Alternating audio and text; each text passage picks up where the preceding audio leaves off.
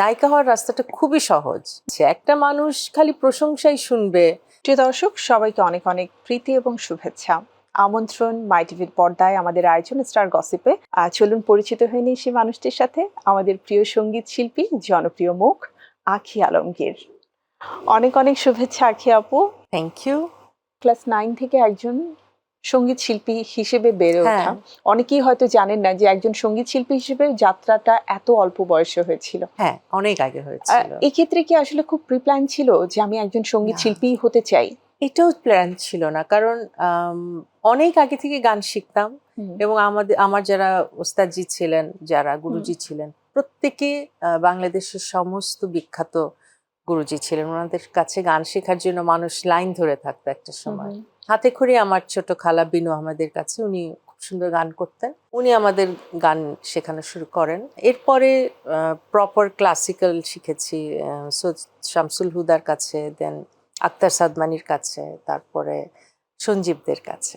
Just গান শিখেছি। আমার মনে হয় গান শেখার উপরে আমার বাবা মায়ের এত একটা আগ্রহ ছিল শেখানোর ব্যাপারে আমাদেরকে সবাইকেই, সেটা হচ্ছে যে বাসায় যে গানের একটা পরিবেশ ছিল। খালা গান করছেন, মামা তবলা বাজাচ্ছেন, আব্বু গান করছে, আম্মু গান লিখছে, আম্মু গান করতো, আম্মু নিজেও গান গাইতো। তো সবার ভিতরে একটা মানে আমাদের পারিবারিক আড্ডা মানে গান হবে। আঁখি আপুর কাছে এত এত অভিনয়ের অফার ছিল, এটি কি পারিবারিক কোনো বাধা ছিল যে না অভিনয় করা যাবে না, নাকি নিজেরই মনে হয়েছে যে না আমি আসলে গায়িকাই হতে চাই, নায়িকা নই? না, আমার কাছে মনে হয়েছিল আমি দুটাই হব। হয়তো দুটাই করা যাবে একসাথে এবং দুটা করা যায় চাইলে। কিন্তু আমি হঠাৎ দেখলাম যে গায়িকা হওয়ার রাস্তাটা খুব কঠিন আমার জন্য। নায়িকা হওয়ার রাস্তাটা খুবই সহজ, কিন্তু গায়িকা হওয়ার রাস্তাটা এত কঠিন হয়ে গেল যে মানে আমি গান গাইবো, আবার জাতীয় চলচ্চিত্র পুরস্কার পাওয়া একটা শিশু শিল্পী, আলমগীর সাহেবের মেয়ে, ডেফিনেটলি ওর জন্য সিনেমা করাটাই খুব সহজ স্বাভাবিক। তো আমি গান গাওয়া শুরু করার পর দেখা গেল যে না, এটাই মনে হয় কারো পছন্দ হচ্ছে না। যখন দেখলাম এটা একটু কঠিন, হ্যাঁ, আমরা কিন্তু সবাই একটু চ্যালেঞ্জও ভালোবাসি মনে হয়। ছোটবেলায় ওস্তাদ গোলাম আলীর কাছ থেকে হারমোনিয়াম গিফট পাওয়া হয়েছিল। এই ভালোবাসাগুলো কি আসলে আমি বলবো অনুপ্রেরণায় কাজ করেছে যে আমাকে এত মানুষ ভালোবেসেছে, এত মানুষ আমাকে অনুপ্রেরণা দিয়েছে যে তুমি গান করো, আমার আসলে এটাই করা উচিত? আমার না, এটা কাউকে বলে আমি আসলে বুঝাতে পারি না।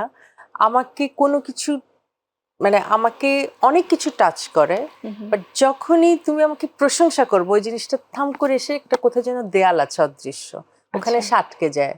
তুমি যদি আমাকে বলো আপনাকে খুব সুন্দর লাগছে, তুমি দেখবে আমি হঠাৎ 2 সেকেন্ড চুপ করে থাকি।